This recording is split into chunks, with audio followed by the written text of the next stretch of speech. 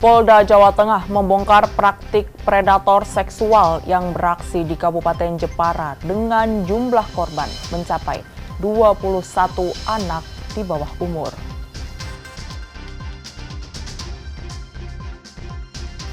Mbah Tupon, lansia asal Bantul, Yogyakarta, diduga menjadi korban mafia tanah. 7.810 kepala desa di seluruh Jawa Tengah mengikuti sekolah anti korupsi.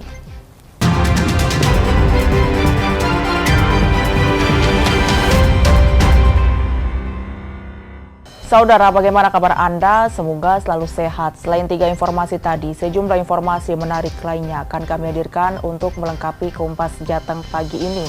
Selama 30 menit ke depan, Kompas Jateng menyajikan informasi independen dan terpercaya seputar Semarang, Jawa Tengah, dan Yogyakarta. Bersama saya, Novelia Hasanah.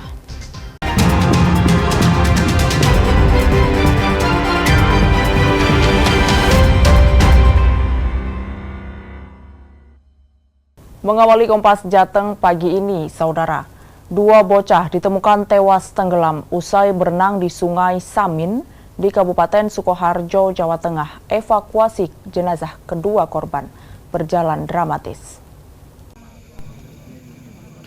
Petugas SAR gabungan mengevakuasi 2 korban tewas di Sungai Samin, Kabupaten Sukoharjo, Jawa Tengah pada Minggu malam. 2 korban ditemukan di 2 titik berbeda sejauh 50 meter dan 70 meter dari lokasi awal tenggelam. Evakuasi berjalan dramatis karena tim SAR gabungan harus menggunakan teknik penyisiran dan penyelaman ke dasar sungai. Peristiwa bermula saat kedua korban bermain bersama 2 anak lainnya di Sungai Samin. Salah satu korban terpeleset hingga tenggelam. Nahas, 1 korban lainnya yang berusaha menolong justru ikut tenggelam. Kronologinya pertama ada 4 orang bermain di sungai dan 2 orang bermain air di tengah. Salah satunya akan menolong, akan tetapi tidak bisa menguasai di sungai, akhirnya ikut hanyut dan 2 orang bisa selamat dan yang 2 melaporkan di warga sekitar untuk melaporkan bahwasannya teman hanyut atas nama Natasha dan Zahra. Setelah berhasil dievakuasi, kedua korban langsung dibawa ke rumah duka untuk diserahkan kepada keluarga. Nikolaus Irawan, Kompas TV, Sukoharjo, Jawa Tengah. Kita beralih ke sorotan lainnya. Direktorat Kriminal Umum Polda Jawa Tengah membongkar praktik predator seksual anak di bawah umur yang beraksi di Kabupaten Jepara, Jawa Tengah. Polisi masih melakukan penyelidikan karena diduga korban mencapai 21 anak di bawah umur. Direktur Serse Kriminal Umum Polda Jawa Tengah Kombes Pol Dwi Subagio mengatakan praktik kejahatan seksual yang beraksi di Kabupaten Jepara, Jawa Tengah masih dalam penyidikan karena beragam modusnya. Seperti melakukan pencabulan kepada anak-anak di bawah umur hingga merekam dan mengancam akan menyebarluaskan video dan foto. Total tercatat sebanyak 21 anak di bawah umur.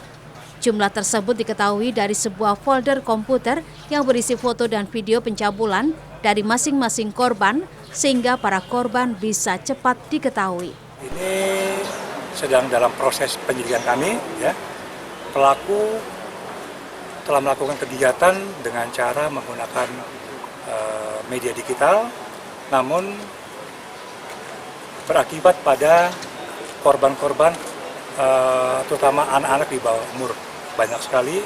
Saat ini yang baru terdata ya 21 anak di bawah umur, ya. Kemudian tersangka melakukan kegiatan aktivitas seksual terhadap yang bersangkutan, ya.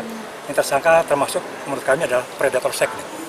Korban itu yang terdata rentangnya antara umur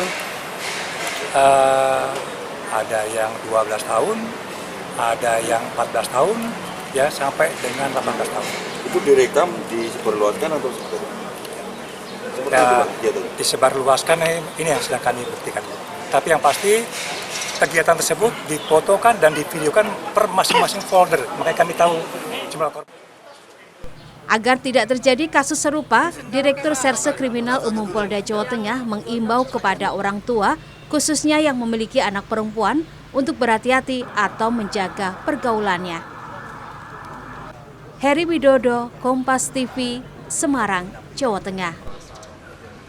Sementara itu, Direktorat Reserse Kriminal Umum Polda Jawa Tengah menangkap 2 pelaku pemalsuan surat tanda nomor kendaraan atau STNK mobil sekaligus penipuan dengan modus gadai mobil. Saat menjalankan aksinya, kedua pelaku berinisial KP dan A berbagi tugas. Pelaku KP merupakan otak kejahatan sebagai pemilik mobil mencari korbannya. Sementara A memalsukan STNK untuk diserahkan. Modusnya cukup menarik, mereka sengaja gadekan mobil, namun dokumennya dipalsukan termasuk plat nomor kendaraan. Aksi kedua pelaku sudah berlangsung sejak tahun 2023. Total ada 5 mobil yang digunakan untuk menipu dan dipalsukan STNK-nya. Dan dari hasil penipuan dan memalsukan STNK tersebut, pelaku berhasil mendapatkan uang sekitar ratusan juta rupiah. Ya, dokumen asli dia punya, tapi dia membuat dokumen lain, dokumen palsu. Kemudian mobil yang telah dibuat dokumen palsu dengan nomor plat juga palsu, ini yang digadaikan. Begitu digadaikan pada korban, ya, dengan nilai sekitar 25 juta rata-rata. Kemudian korban menggunakan kendaraan tersebut. Di tengah jalan ataupun pada saat korban sudah lengah, ya, mobil tersebut ternyata dipasang GPS oleh tersangka K, ya, dan K menyuruh rekannya yang lain untuk mengambil mobil tersebut tanpa sepengetahuan orang yang telah menggadai, ya, tanpa orang yang telah memiliki barang tersebut. Begitu barang mobil ini diambil oleh tersangka, segera diganti kembali kepada dokumen dan plat yang aslinya. Salah satu pelaku mengaku untuk memalsukan STNK dibutuhkan kertas STNK yang sudah tidak terpakai untuk dibuat data palsu yang sesuai dengan jenis kendaraan. Karena diminta sama Mas Kuku, teman saya ini yang meminta, saya akhirnya kan berusaha untuk bisa merubah itu. Bayar berapa, Pak? Tahu, Pak. Bayar berapa? Pak, kan tidak semua aturan harus ditaati, Pak.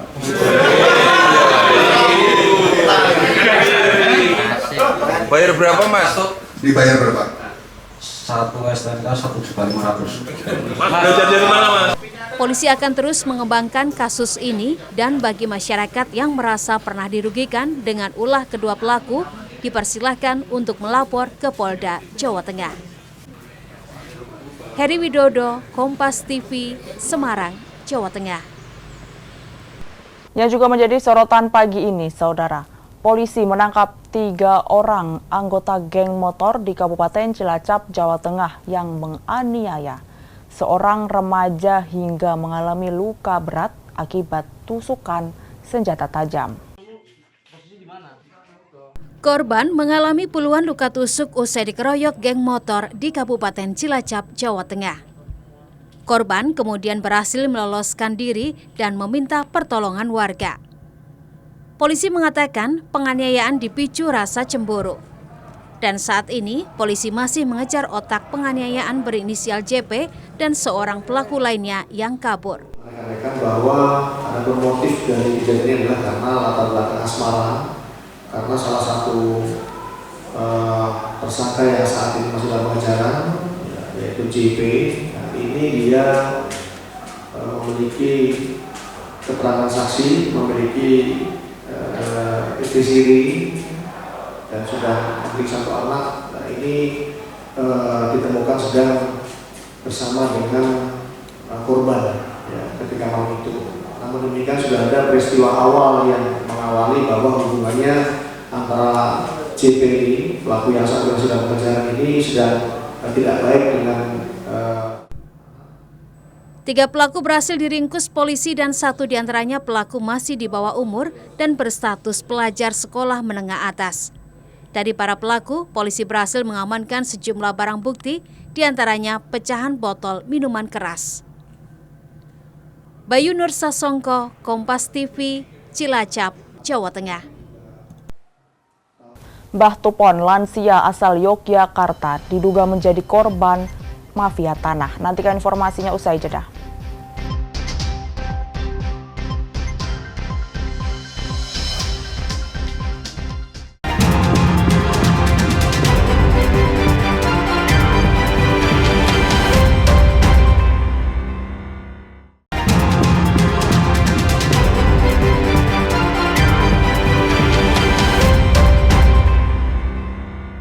Terima kasih Anda masih di Kompas Jateng bersama saya, Novelia Sanah. Lansia di Bantul, Yogyakarta, diduga menjadi korban mafia tanah. Tanah seluas lebih dari 1.500 meter persegi miliknya berubah nama kepemilikan dan akan dilelang oleh bank karena jadi agunan pinjaman yang sudah jatuh tempo. Kejadian bermula diduga ketika Tupon Hadi Suwarno, warga Kabupaten Bantul, Yogyakarta, meminta bantuan seseorang untuk memecah sertifikat tanahnya. Namun lama tidak ada kabar, ternyata sertifikat tersebut sudah berganti nama menjadi agunan pinjaman di bank sebesar 1,5 miliar rupiah. Bapak itu mencari Pak Bibit, nanyain sertifikatnya itu, di mana Pak kabarnya sertifikatnya itu, kata Pak Bibit, baru proses, Pak. Tenang wae, ditunggu wae, baru proses pemecahan gitu. Nah, selang berapa bulan kemudian pihak Bank PNM itu datang ngasih kabar kalau tanah ini udah atas nama orang lain, atas nama Indah Fatmawati. Nah, terus dari pihak sana itu bilang sudah pelelangan pertama dan dianggunkan 1,5 M. Diagunkan di bank. Merasa Bapak Jenderal anaknya Pak Tupon tidak pernah menjual tanah itu ya? Tidak pernah menjual tanah itu. Dan tidak pernah meminjam uang di bank ya? Belum pernah meminjam. Tiba-tiba orang bank datang ya? Iya. Reaksi Anda ketika orang bank mengatakan bahwa tanah ini dilelang itu seperti apa, Mas? Kaget ya. Kaget saya, Pak. Soalnya pemecahan kok jadi balik nama gitu, atas nama orang lain. Tupon Hadi Suwarno, pria berusia 65 tahun, warga Dusun Ngentak, Kelurahan Bangun Jiwo, Kecamatan Kasihan, Kabupaten Bantul, Yogyakarta, kini dalam kondisi gundah. Karena tanah seluas 1.655 meter persegi miliknya diklaim telah menjadi milik bank yang disita dari seorang debitur. Tupon merasa tidak pernah meminjam sepeser pun uang bank dengan mengagunkan sertifikat tanahnya. Sebelumnya, Tupon sempat meminta bantuan seorang tetangga kampungnya berinisial BS untuk membantu memecah sertifikat tanahnya agar bisa diwariskan ke anak-anaknya. Namun sejak saat itu, Tupon tak pernah memegang lagi sertifikat tersebut. Sertifikat kula niku namun jaluk kali Pak Bibit adun dipecah-pecah ke tengah. Ini juk pripun? Kabare terus pripun? Kabare iki kula ngrenake nggih sesuk nek yo dadi Mbah ngoten niku. Terus le ngerti nek niku kapusan pripun, Mbah? Ya, nek ngger kapusan niku pelah mboten ngono kula. Ya, Bang Teko. Hah? Ya, Bang Teko kayak Bang Dugi. Nggih. Terus Bang Dugi pripun? Dilelang. Mungal pun dilelang ngoten. Tanahe, Mbah. Nggih. Yuk, si Mbah nak saniki pengine pripun, Mbah? Wah, kula terus bareng ngoten niku kula kaget. Terus wis sakal mboten temutan napa. Mboten kemutan napa pokokane mboten eling pokokane pun. Saniki kersane Mbah Tupon pripun? Saniki kula kersane pokokane ngger bangsul sertifikat kula. Mbah, padahal jenengan niku mboten meminjam uang di bank nggih. Mboten nate teng. Agil Dwi Raharjo, Ketua RT menduga Tupon menandatangani sertifikat tanpa sepemahamannya lantaran tidak bisa membaca. Agil menyebut, Tupon sempat diajak menandatangani dokumen tanpa adanya pendampingan. Pak Tupon sendiri, Pak Tupon dan Ibu itu memang tidak bisa baca dan tulis. Kemudian Pak Tupon itu pendengaran juga berkurang. Jadi ini istilahnya mungkin dimanfaatkan oleh terduga mafia-mafia tanah ini, mengambil celah beliau untuk istilahnya menjadi sasaran empuk lah. Menjadi sasaran empuk ini bisa dimanfaatkan untuk istilahnya ya kasus inilah, intinya seperti itu. Dan itu dimanfaatkan ketika beliau diminta tanda tangan ya? Betul, karena ketika proses tanda tangan, 3 kali tanda tangan itu tidak dibacakan sama sekali tujuannya apa, narasi dalam lembar yang ditandatangani itu apa, ya cuma intinya dari terduga pelaku itu menyampaikan bahwa ini adalah proses pecah tanah yang seperti rencana awal dilaksanakan. Dan tidak ada pendamping orang lain? Tidak ada, jadi cuma Bapak Tupon dan Ibu, anaknya pun tidak tahu menahu proses ini, jadi gitu memang hanya berdua saja. Sengketa lahan ini juga telah dilaporkan pihak keluarga ke pihak kepolisian. Polda DIY telah menerima laporan terkait kasus ini pada 14 April lalu dan masih dalam proses penyelidikan. Michael Aryawan, Kompas TV, Bantul, Yogyakarta. Informasi lainnya, Saudara, sidang sengketa tanah di Desa Batur Agung, Kecamatan Gubuk oleh Pengadilan Negeri Purwodadi, Kabupaten Grobogan, nyaris ricuh. Keluarga tergugat memprotes penggugat karena diduga merekayasa hak kepemilikan sertifikat tanah. Nah, betul. Rasa ngomong aku ora tau dadek. Ngono. Telepon aja ndak apa-apa. Pengecekan lokasi dan sidang sengketa tanah di Desa Batur Agung, Kecamatan Gubuk oleh Pengadilan Negeri Purwodadi, Kabupaten Grobogan, nyaris ricuh. Kedua pihak yang bersengketa beradu mulut hingga membuat suasana sidang sengketa tanah menjadi gaduh. Kondisi ini pun langsung diredam oleh polisi dan hakim yang memimpin sidang di lokasi. Periksa polisi ya. Sekali lagi, saya ingatkan.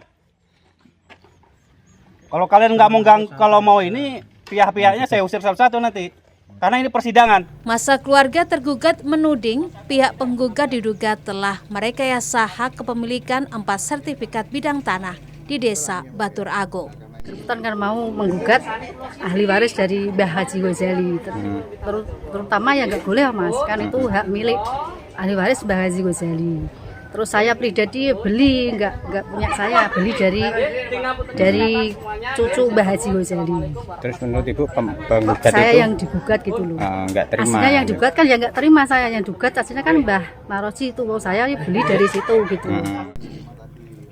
Sementara itu saat sidang di lokasi, pihak ATR BPN Kabupaten Grobogan menyatakan tanah yang dimaksud oleh penggugat belum terpetakan di dalam data elektronik ATR BPN dan belum ada perubahan atas nama kepemilikan sejak tahun 1988.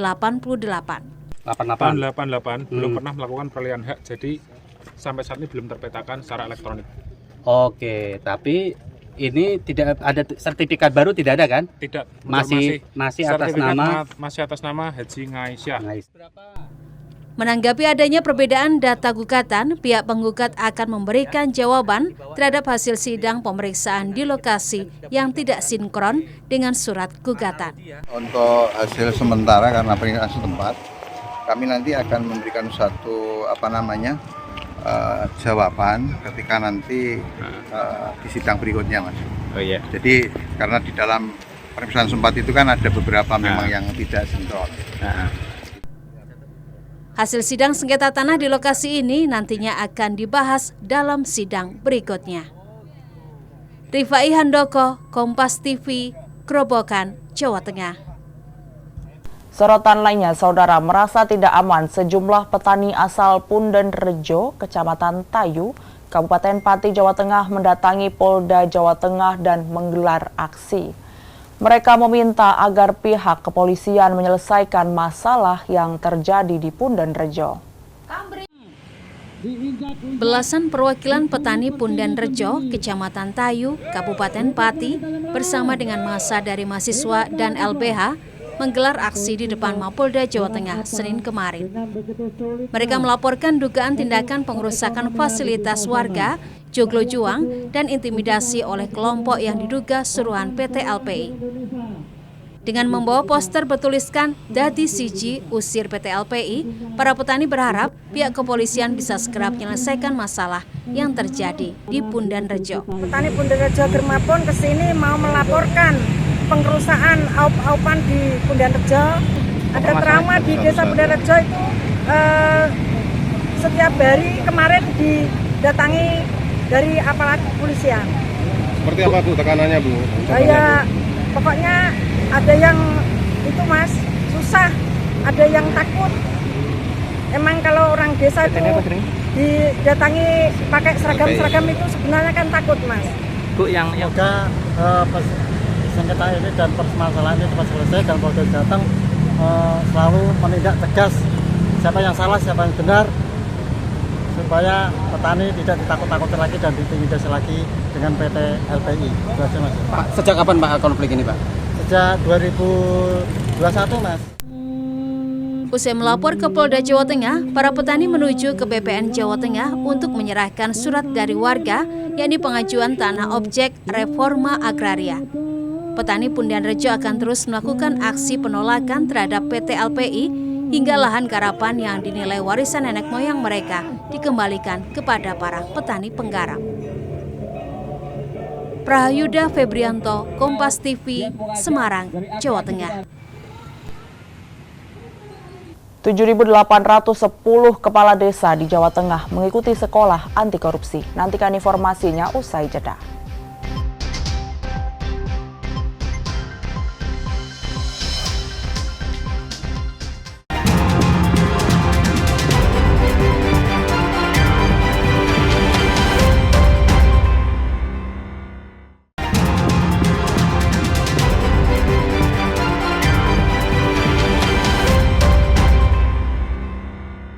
Terima kasih Anda masih di Kompas Jateng bersama saya, Novelia Sanah. Sebagai upaya preventif dan preemptif terkait tindak pidana korupsi, sebanyak 7.810 kepala desa di seluruh Jawa Tengah mengikuti sekolah anti korupsi. Bertempat di Gor Jatidiri, Kota Semarang, sebanyak 7.810 kepala desa mengikuti sekolah anti korupsi yang digelar oleh pemerintah Provinsi Jawa Tengah. Gubernur Jawa Tengah Ahmad Lutfi mengatakan, tak hanya kepala desa, lurah juga turut mengikuti sekolah anti korupsi. Kegiatan ini penting bagi kepala desa karena sebagai orang nomor 1 di desa wajib mengetahui aturan-aturan pokok agar tidak melanggar ketentuan perundang-undangan dan anggaran yang dimiliki bisa digunakan tepat sasaran, tidak melanggar aturan. Sejumlah pemateri pun dihadirkan pada acara yang diinisiasi oleh Gubernur Jawa Tengah ini, diantaranya pimpinan KPK Fitroh Roh Cahyanto, Direskrimsus Polda Jawa Tengah, Kepala Badan Pengawasan Keuangan dan Pembangunan Perwakilan Jawa Tengah, hingga Kejaksaan Tinggi Jawa Tengah. Kan seluruh kepala desa, jadi 8.720 kepala desa, dipotong lurah sekitar hampir 7.000 dan 7.810 kita lakukan upaya pencegahan tindak pidana korupsi atau sekolah anti korupsi. Pematerinya dari KPK, kemudian moderatornya dari Ombudsman, dari Kejaksaan, dari Kepolisian. Upaya pencegahan itu sudah kita lakukan, terbukti. Kita punya 30 desa anti korupsi dan kita ajukan 297 desa anti korupsi di wilayah kita. Artinya ini adalah upaya pencegahan agar pembangunan yang leading sektornya di desa nanti betul-betul tepat sasaran sehingga masyarakat lebih sejahtera. Karena membangun provinsi itu besar. Provinsi Jawa Tengah itu besar. Dari mana kita membangun adalah dari desa itu sendiri. Kepala Desa Karanglo, Kecamatan Cilongok, Kabupaten Banyumas menilai sekolah anti korupsi sangat menarik karena tidak hanya untuk menjaga agar kepala desa berhati-hati dalam bekerja, sebab aturan selalu berubah-ubah, namun para kepala desa juga bisa mengetahui pos-pos anggaran yang sesuai dengan aturan yang ada. Hal tersebut menyikapi selama ini kendala para kepala desa, yakni soal administratif. Ini sangat menarik karena ini untuk memacu kita bahwa kinerja kita harus sangat hati-hati karena ada aturan seperti ini, aturannya yang berganti-ganti, seperti ketahanan pangan yang harusnya sudah dicairkan, ini tidak boleh ditahan, kan kita harus memotong kegiatan yang lain. Nah ini alhamdulillah ada pengertian sekolah desa anti korupsi sangat bermanfaat untuk kita. Karena jadi kita tahu mana ini pos-posnya yang sebenarnya. Diharapkan lewat sekolah anti korupsi, pembangunan di desa bisa maksimal, mengingat desa bisa menjadi pusat perekonomian karena banyak potensi yang bisa dikembangkan di masing-masing daerah. Prahyuda Febrianto, Kompas TV, Semarang, Jawa Tengah. Kita beralih ke informasi lainnya, Saudara. Peringatan Hari Tari Sedunia di Solo, Jawa Tengah berlangsung sangat meriah. Para seniman menari selama 24 jam tanpa henti sejak Selasa pagi hingga Rabu pukul 6 pagi. Dan berikut liputan jurnalis Kompas TV, Widi Nugroho. Ya pemirsa, saat ini saya sedang berada di kampus ISI Solo atau Institut Seni Indonesia Kota Solo, Jawa Tengah, di mana tengah diadakan pentas tari untuk memperingati Hari Tari Sedunia atau World Dance Day. Dan tahun ini adalah gelaran yang ke-19 di mana mengambil tema kerajaan yang ada di Indonesia ini. Memang ISI ingin menampilkan keragaman seni tari dari berbagai macam kerajaan yang ada di Indonesia ini, mengingat Republik Indonesia berdiri di atas ribuan dari kerajaan yang ada. Dan sejarah yang ingin ditampilkan di sini tidak hanya tari klasik, tidak hanya tari-tari yang sudah ada, namun juga tari kontemporer atau tari yang diciptakan, tari yang dikreasikan dengan situasi terkini oleh berbagai macam kegiatan organisasi ataupun seniman yang ada di Indonesia. Ada 1.800-an penari yang mengikuti acara ini. Mereka juga berasal dari berbagai macam sanggar. Tidak hanya itu, juga ada penari dari luar negeri seperti dari Thailand yang memeriahkan pentas Hari Tari Sedunia di kampus ISI ini. 7 orang penari dan 2 orang musisi akan bermain 24 jam non-stop hingga Rabu pagi esok untuk merayakan Hari Tari Sedunia di kampus ISI Solo ini.